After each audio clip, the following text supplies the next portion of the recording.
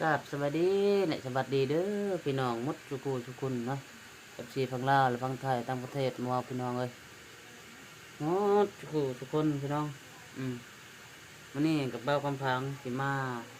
เฮ็ดกินเนาะเรากำลังตกกำน้ำอยู่นี่กำน้ำอยู่นี่โคตรไปแช่อยู่นี่น้อยอย่าลืมฝากกดไลค์กดแชร์ติดตามกันน้ำเนาะนี่ครับกำลังลวกไก่เอาตีไก่กินตีไก่ตักเดี๋ยวเนาะเอาไปไก่ตีไก่ตักเนาะถูกกับเล่นงอแล้วลูกเอ้ยนี่ก็เล่าช่างเนี่ยเอ้ยชิมพันบอกเราเนี่ยเอาไปกับคันม้าหาวงอกกับล็อกกี้เอิญนั่นน่ะสิถือไม้นี่ถือไม้กับเอิญน่ะสิแล้วบ้าเอิญไหนบ่แม่นสิบ่ปากลูกเอ้ยบ่ปากไม่ปากเป็นคนต้องมีหูปาก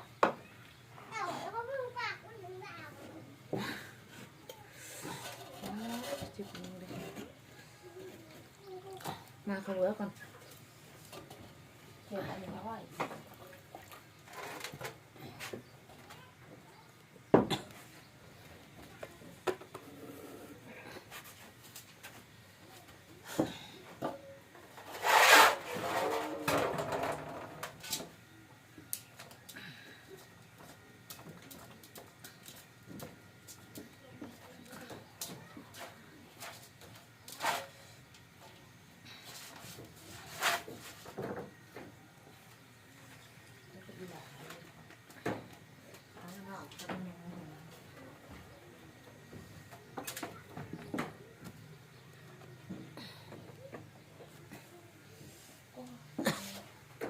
ครั้งแรกเลยให้กินแอนนาไปกินไก่ตอก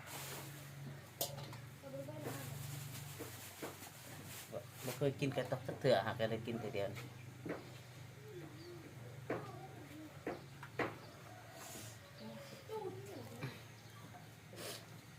วิธีลอกขนไก่เด้อลอกขนไก่ต้องเอาลอกตรงนี้ก่อนนี่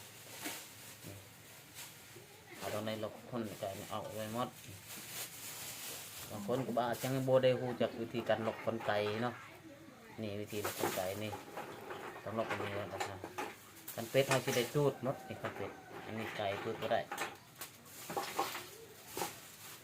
น้ำห้อนลายกับบ่ได้มันจะได้เปื่อยหรือว่ามันรอดกันน้ำห้อนลายเอาก็บ่ต้องเฮ็ดแต่น้ำห้อนลาย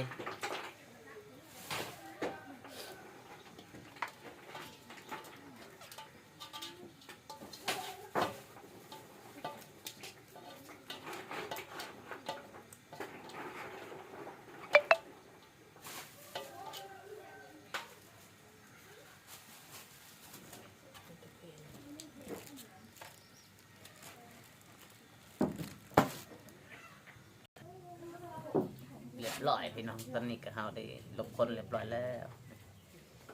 เราจะได้ปิ้งนะเบิ่งนำกันว่าเฮาสิเฮ็ดกินแบบใดนะเฮ็ดใดนี่มันสิแซ่บก็บอกกันแหน่เห็นบ่ก็เฮานี่ฮู้จักแนวสิกินอีหลีไก่ตอกนี่เฮ็ดลาบหรือว่าเฮ็ดแนวใดบอกเฮาแหน่เด้อFCเด้อวิธีการเฮ็ดกินไก่ตอกเด้อไก่ตอกเด้อ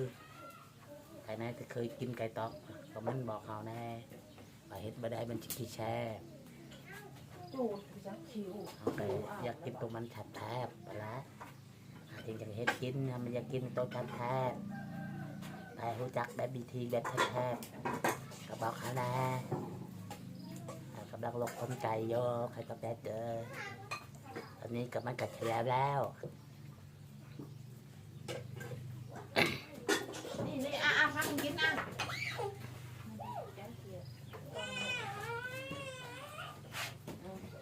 กิน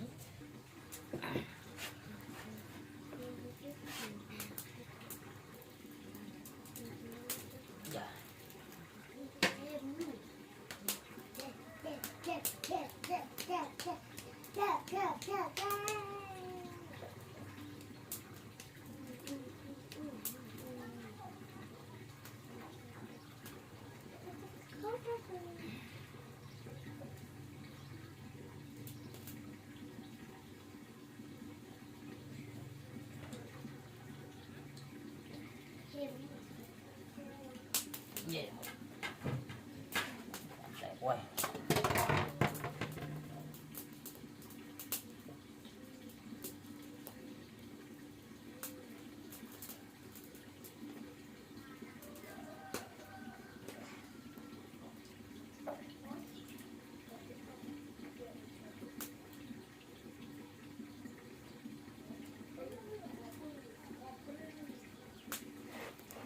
เรียบร้อย ลงไปก้อนเลยสิ เท่านั้นอันนี้ปีงเรียบร้อยแล้วทุกคนปีงเอาอันนี้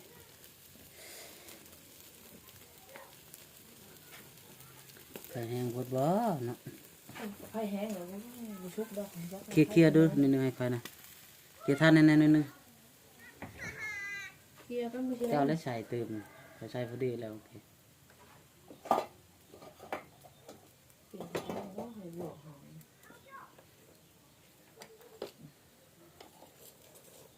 ทำไมก่อนนะอย่าไปวุ่นวายเนาะดังยังบ่นั่นมันบ่มีหยังบ่ได้ อ๋อมันแห้งโหดเฮวอะไรมันแห้งโคตรมันจะไม่ชุบมันจะไพ่ใช่ไหมหันไก่ มีสิไหมจักเทื่อจังนี้เลยครับมันอุ่น ห่วงไม่จะเห็ด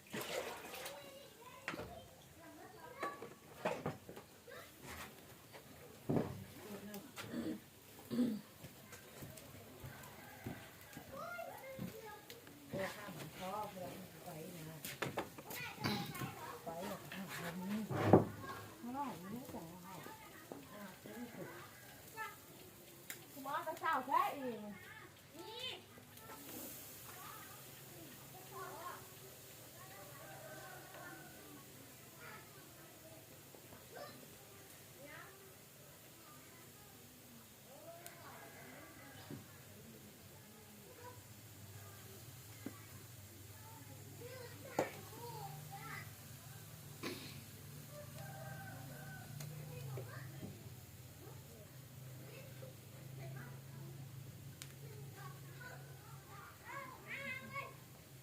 ปิ้งเอาเด้อปิ้งเอาเด้อกินปิ้งเอาบ่ได้เฮ็ดตัวอื่นดอกมันบ่แซ่บเป็นปิ้งเป็นโตบ่ครับปิ้งเป็นโตเลยมันแซ่บพี่น้องจะน้อยให้มาเบิ่งคลิปกินนำกันเด้อมันสิแซ่บจำใดตุ้ยตุ้ยตุ้ยตุ้ยตุ้ยตุ้ยตุ้ยตุ้ยตุ้ย